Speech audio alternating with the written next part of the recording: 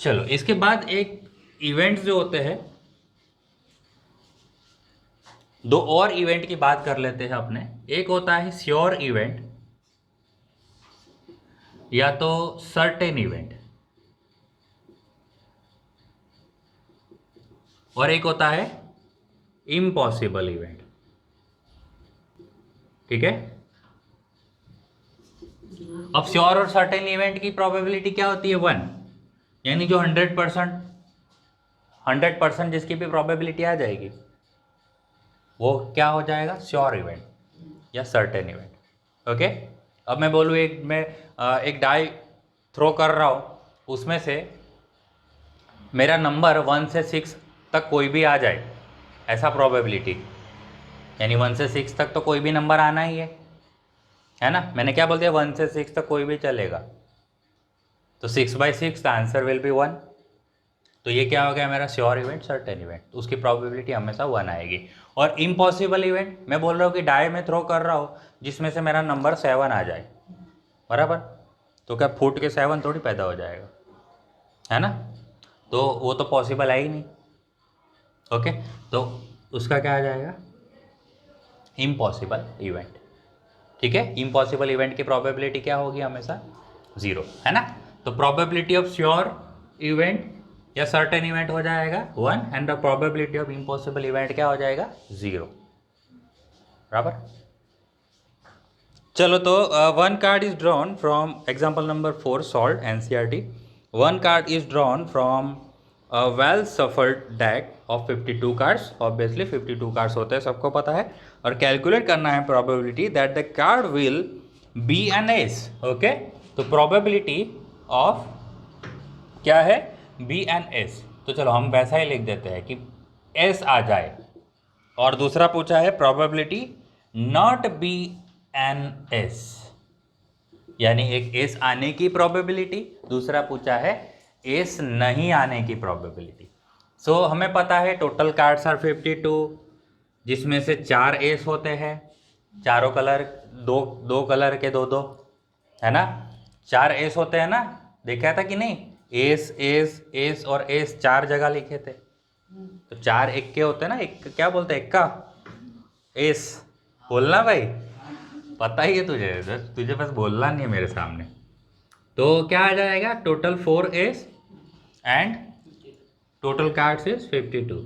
Okay. तो क्या आ जाएगा? 13 ना। So the probability is 1/13। Okay. तो probability of not be an ace क्या करेंगे? तो काउंट करेंगे? नहीं, काउंट नहीं करेंगे। क्या करेंगे? 1 - 1/13 कर देंगे। 1 में से माइनस कर देंगे, क्योंकि टोटल इज 1, जिसमें से 1/13 तो इवेंट ने ले लिया। तो नॉट इवेंट का हिस्सा कितना बचा? 1 माइनस वो वाला इवेंट, है ना। समझ रहे हो ना। तो 1 में से माइनस कर दो तो नॉट इवेंट मिल जाएगा। कभी भी आपको इवेंट की प्रोबेबिलिटी मिल गई तो नॉट इवेंट की प्रोबेबिलिटी फाइंड करने के लिए 1 माइनस दैट इवेंट, है ना। तो 1 माइनस प्रोबेबिलिटी ऑफ जो भी हमारा इवेंट है वो। ठीक है। दिस इज प्रोबेबिलिटी ऑफ ई बार, बराबर। सो 1 - 1/13, और हमें पता है एलसीएम लेना हमें आता है। 13 इज द एलसीएम। 1 13 जा 13 1 जा 13 1 जा 13 माइनस 1 1 जा 1, सो 12/13। क्लियर। चलो अब आगे बढ़ते हैं। Example number 5 solve example number 5। 2 players Sangeeta and Reshma play tennis match. 2 players है, संगीता और रेशमा टेनिस मैच खेल रहे। It is known that the probability of Sangeeta winning the match is 0.62। Okay. क्या दिया है अपने को? Probability of Sangeeta winning the match. Probability of Sangeeta winning the match is equal to 0.62. What is the probability of Reshma winning the match? Probability of Reshma winning the match is equal to Sangeeta ने जो match जीतने के जो chances है वो कितने हैं, यानी संगीता के हारने के चांसेस क्या हो जाएंगे, नॉट इवेंट हो जाएगा ना, ये इवेंट है तो नॉट इवेंट क्या होगा, संगीता हार जाए, यानी संगीता हार जाए ऑब्वियसली तो रेशमा जीत जाए। संगीता हारेगी कब, जब रेशमा जीतेगी तब। तो रेशमा के जीतने के चांसेस कितने, 1 माइनस संगीता के मैच के जीतने के चांसेस, है ना। तो answer is what, 1 minus probability of Sangeeta winning the match, बराबर। क्योंकि इसका मतलब क्या हो जाएगा, रेशमा विनिंग द मैच मतलब संगीता लूजिंग द मैच, बराबर ना। तो लूजिंग द मैच यानी ये इवेंट हो गया, ये नॉट इवेंट हो गया, नो इवेंट हो गया। तो आंसर इज 0.48 38 0.38। डन। समझ आ रहा है कि नहीं आ रहा, देखो लेवल ऐसे धीरे धीरे बढ़ा रहे, ऐसा नहीं कि चलो कुछ भी हार्ड सम पूछ लिया है, धीरे धीरे जो भी पॉसिबल क्वेश्चंस है वो यहाँ पे कवर किए इन लोग ने। चलो example number 6, example number 6 NCERT का सॉल्ट। सविता हमीदा फ्रेंड्स है, Savita and Hamida are friends. What is the probability that both will have number 1 different birthdays and number 2 the same birthday, बराबर। इग्नोरिंग अ लीप ईयर को अपने को काउंट नहीं करना है। Okay तो हम क्या करेंगे, चलिए प्रोबेबिलिटी लिख लेते हैं। पहला प्रोबेबिलिटी क्या आएगा, probability of different birthdays, okay different birthdays equal to, और दूसरा आएगा प्रोबेबिलिटी क्या है, the same birthday, the same birthday. ठीक है, चलो तो डिफरेंट बर्थडे और सेम बर्थडे, टोटल डेज कितने हैं, total days in a year हो जाएगा 365। अब टोटल 365 है,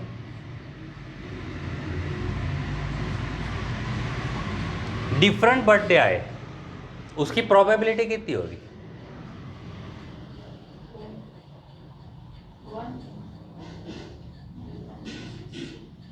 चलो उल्टा क्वेश्चन करते हैं, तो ज़्यादा बेटर। सेम बर्थडे है, ऐसा प्रोबेबिलिटी कितना है, ऐसे चांसेस कितने हैं सेम बर्थडे आ जाए, 365 दिन में सेम बर्थडे हो, एक ही ना, अरे सेम बर्थडे यानी एक ही दिन होगा ना दोनों का बर्थडे, यानी 365 में एक ही चांस है ना ऐसा। ओके तो ये 364 होगा ना ऐसे चांसेस,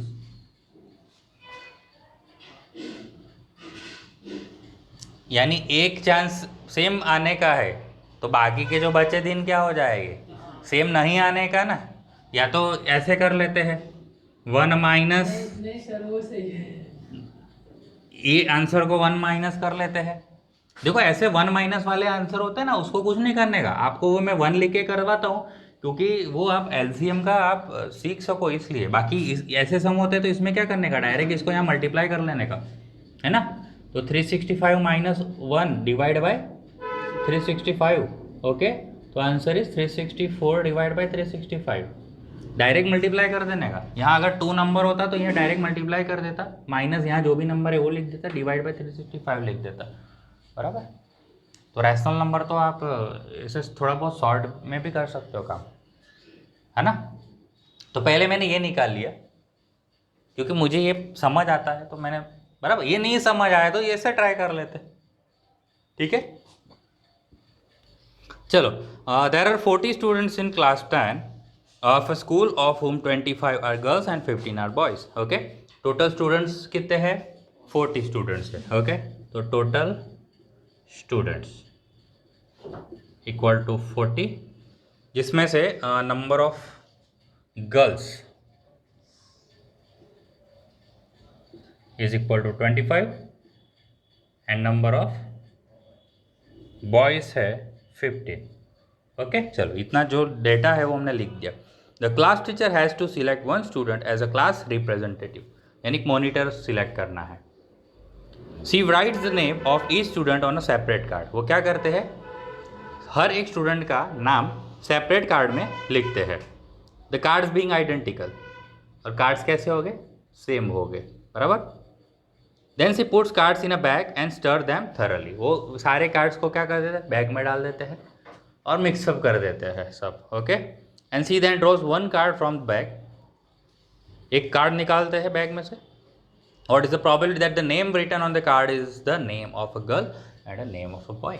तो नंबर 1 प्रोबेबिलिटी क्या पूछा है, probability the name, a name, card with a name, card with name of a girl equal to, okay।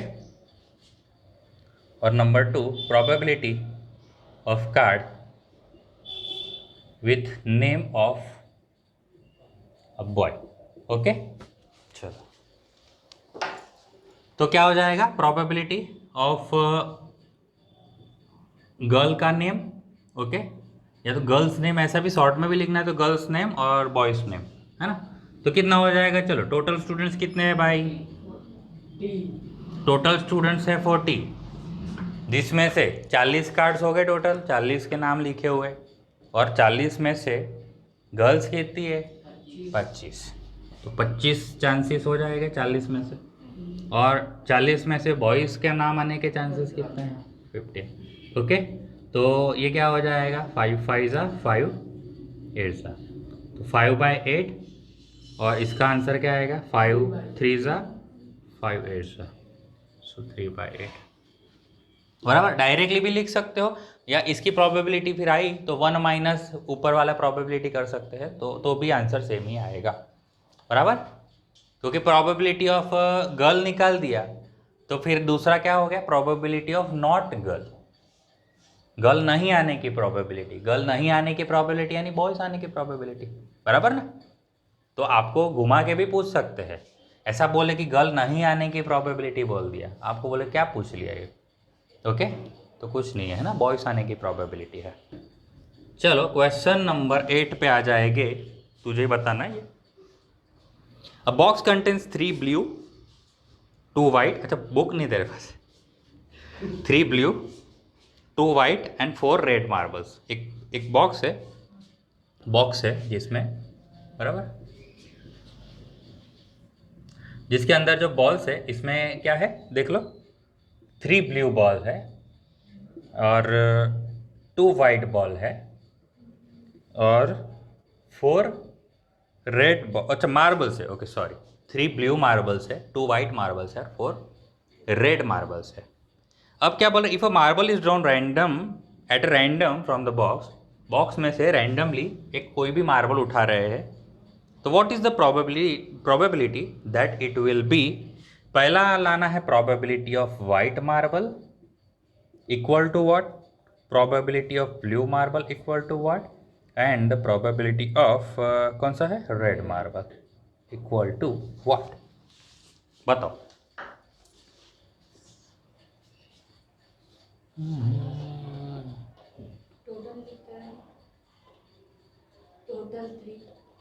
Total 3 3 1 2/3, probability of white is 2/3। Mitali, is it right? तो क्या आएगा भाई, 2/9 आएगा,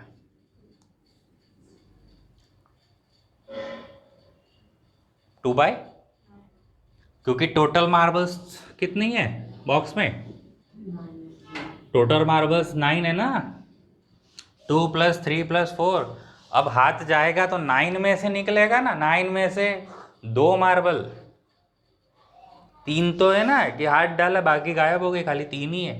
अब 3 वाइट कितनी है, और 3 कहाँ से निकाला, ब्लू वाला, तो तूने वाइट डिवाइड बाय ब्लू करवा दिया ऐसा। हमेशा टोटल होता है, नीचे क्या होता है टोटल, तो टोटल इज 9, जिसमें से वाइट कितनी है 2, ब्लू कितना हो गया भाई, ब्लू की प्रोबेबिलिटी कितनी हो गई 3/9, और 3/9 का मतलब 1/3 ना, 3 3 जा कट होता है तो करने का कट, और 4/9 किसकी प्रोबेबिलिटी हो जाएगी? रेड। डन ना? इजी है बहुत इजी है। तो अगला भी क्या करे, तेरे से ही करवाए? वाह चलो हो जाए। एग्जाम्पल नंबर 9 बोल रहा है कि Harpreet tosses 2 different coin simultaneously.